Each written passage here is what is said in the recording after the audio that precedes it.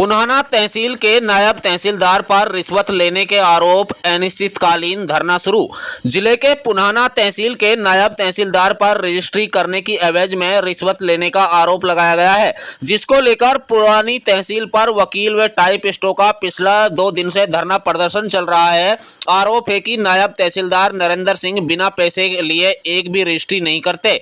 जो लोग उन्हें पैसे नहीं देते उनके काम में कमी निकालकर उसे करने से मना कर दिया जाता है। वकीलों का आरोप है कि महिलाओं के से नायब तहसीलदार कमरा बंद करके कई घंटे तक बात करते रहते हैं। वकीलों ने इस मामले को लेकर पुनाना के एसडीएम को भी मुख्यमंत्री के नाम एक ज्ञापन सौंपा है, लेकिन एसडीएम की ओर से वकीलों को कोई संतोषजनक जवाब नहीं मिला है, जिसके कारण वकीलों ने अनिश्चितकालीन धरने का ऐलान कर दिया है। हारून एडवोकेट, अध्यक्ष बार एसोसिएशन साहब Khan, Rashid Ahmed advocate, Mushtaq advocate, Laxmikant advocate, Tahir advocate, Suresh Bhadana, Irfan Khan advocate, Riyaz advocate, Sandeep advocate, Tausif Khan बीसरू सहित करीब 2 दर्जन लोगों ने बताया कि पुनाना में पिछले लंबे समय से तहसीलदार का पद खाली पड़ा हुआ है। नूहू के नायब तहसीलदार नरेंद्र सिंह के पास पुनाना का अतिरिक्त चार्ज है, जो महीने में मुश्किल से 1-2 बार पुनाना में बैठते हैं, जिसके कारण लोगों के काम समय पर नहीं हो पा रहे हैं। आरोप है कि किसी भी रजिस्ट्री को बिना पैसे के लिए नहीं किया जाता।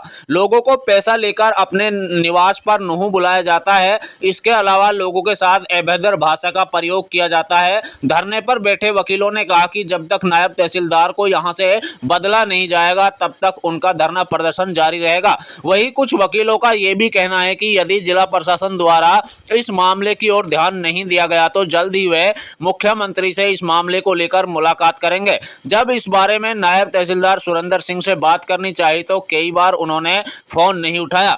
देखिए रिपोर्ट। ये पुनाना में जो नायब तहसीलदार यहाँ पर एक यहाँ पर पुनाना में लगाया हुआ एडिशनल चार्ज दे रखा है, उसका ऐसा तानाशाह रवैया है और पूरा भ्रष्टाचार का उसका बोलबाला है और बदतमीजी उसका जो व्यवहार है, उनके खिलाफ हम सारे वकील साहिबान में, आम पब्लिक में, यहाँ पर तहसील कार्य करने वाले टाइपिस्ट हैं और भी बहुत से काम करने वाले साथी हैं, वो सारे इसके व्यवहार से बहुत ज़्यादा दुखी हैं कि इतना पूरा भ्रष्टाचार।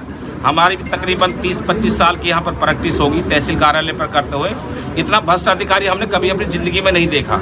हमारे ये मांग है शासन प्रशासन से कि जो तहसील पर इस रजिस्ट्रियों के बारे में और अन्य कामों के बारे में, म्यूटेशन के बारे में, जमाबंदियों के बारे में, जो आम पब्लिक के राजस्व रिकॉर्ड संबंधित कार्य होते हैं उनमें पूरा भ्रष्टाचार फैलाया हुआ है। मेन काम यहाँ पर रजिस्ट्रियों का रजिस्ट्रेशन का काम होता है।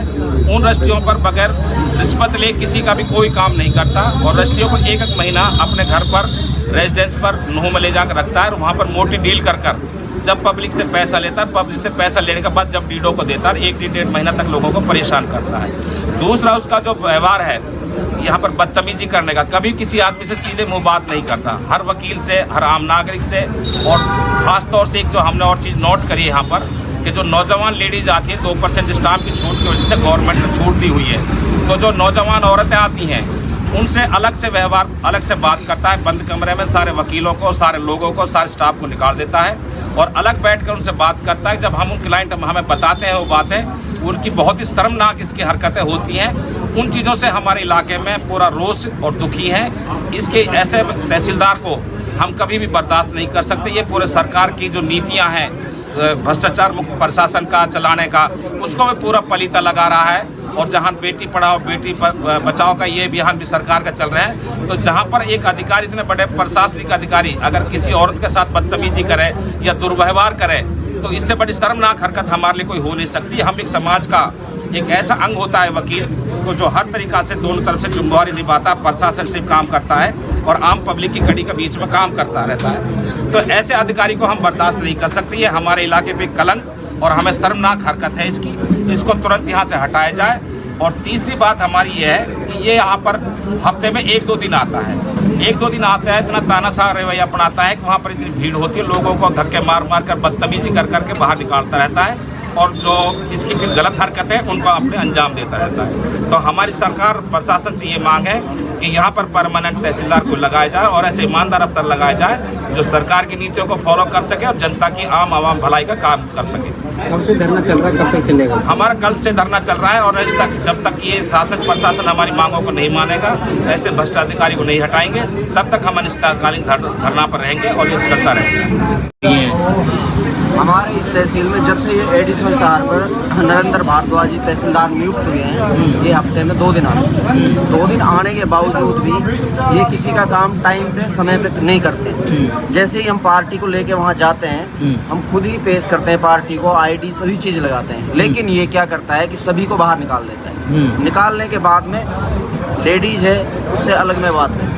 यहाँ ज़्यादातर हमारी लेडीज है, एक तो अनपढ़ है, आपको भी पता है, तो उनसे उल्टे पुल्टे सवालों में उनको उलझा के और फिर उनकी एवज में कि ये कमी है, रजिस्ट्री कैंसिल हो जाएगी, तो उन पर इतना दबाव बना देता है कि फिर ये भारी पैसे की मांग करते हैं सबसे, और जब ये अंदर से दरवाजे को बंद कर लेता है। अब क्या बात करता है क्या नहीं करता इस चीज़ की हमें नहीं पता, और कोई भी वकील जाता है सीनियर या जूनियर और यहाँ के कोई भी सीनियर सिटीजन, इतना अभद्र व्यवहार है कि सीधा ये कह देता है कि आप बाहर जा सकते हैं ऑफिस से। इसके पीछे की कोई वजह क्या मानते हैं आप, इस तरीके का रवैया क्यों है?